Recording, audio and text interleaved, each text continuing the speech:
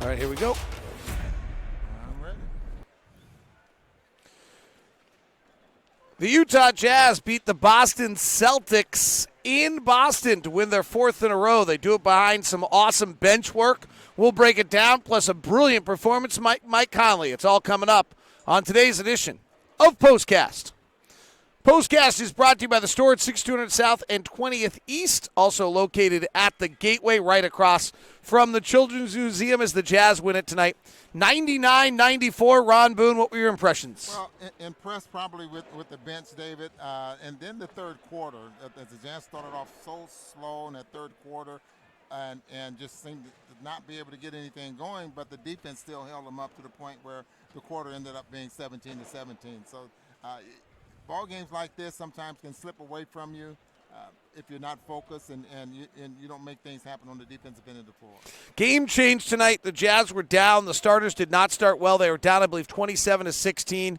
And then the Jazz went to their bench. And by the time the bench checked out of the game, the Jazz were up. They were down 27-16. They were up 51-41. Quinn ran them out there for an extended period of time. It was Mike Conley, Jordan Clarkson, Joe Ingles, George Niang, and Tony Bradley as that group did quite a good job. Yeah, they really did, and you're absolutely right.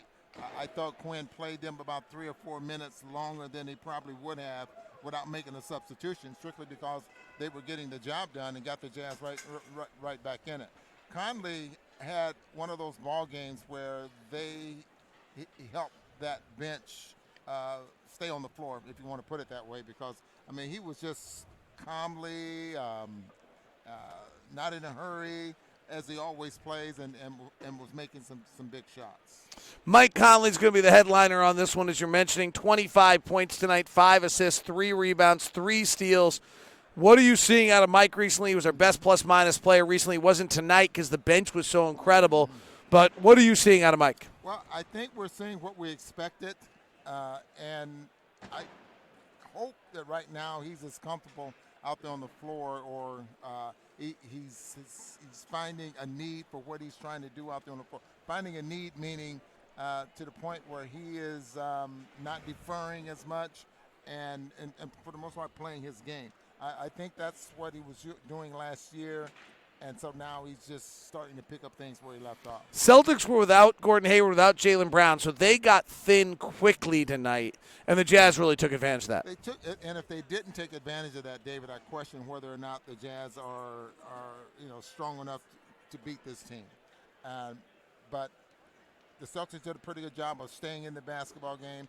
Jazz did a very good job of fighting them off, and these are ball games you have to win. When teams are shorthanded, you're at full strength. You should be beating this team, even though you love to win in Boston, regardless of who's on the floor. Just win the game. Joshua McGrath mentions that with Donovan Mitchell scoring 11 points last year, we get blown out. Jazz have 2 guys average 20 points a game. Bojan Bogdanovic goes 2 of 9. Donovan Mitchell goes 3 of 15 tonight. No way we should win basketball games when that happens. You would think so, but again, Conley having a very good night, and then the defense of the Jazz. Marcus Smart played very, very well. He's been just on fire here as of late, just like Tatum, but I've been impressed with Marcus Smart's three-point shooting. But the Jazz, they just got it done tonight, and defensively, you have to give them a lot of credit for getting it done. Brad Stevens said in the pregame press conference before the game, they have so many different ball handlers. They have so many different initiators. They're very difficult to defend, and I think we saw that from the Jazz.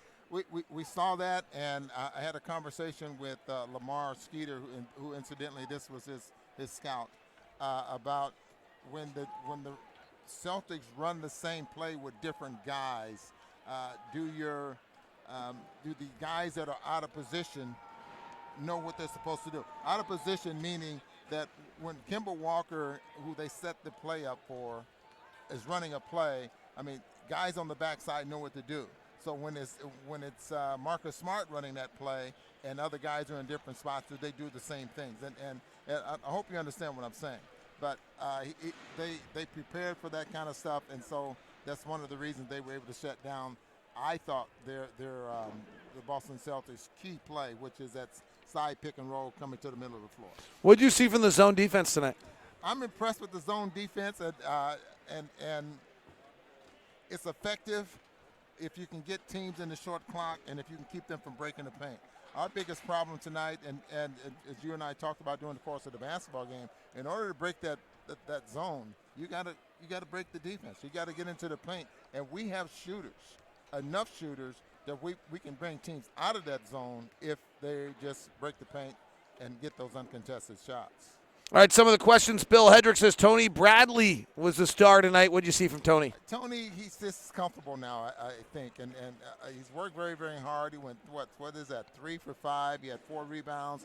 Tony had 3 blocked shots. He had 2 of them was huge, with Kemba going to the basket and the Watermaker, I think, maybe going to one of those guys. But he's just making big of the minutes that he's getting out there on the floor. So you get to the point, David, where when you're playing like that, Quinn's not afraid or to leave him in there too long, but he's not afraid to put him out there on the floor. Andrew Streeter wants to know how much of those point-blank Celtic misses were Jazz good defense, how much were good luck. I mean, frankly, we've had a lot of bad luck recently. Like if you actually look at the numbers, we've had a lot of really bad luck. We've had teams shooting 70% at the rim, shooting 49% on long twos. We've had teams shooting 39% on above-the-break threes. Like, that actually doesn't last. We've been on the wrong side of a small sample size, so maybe tonight it's actually rectified itself a little bit as they went 10 of 36.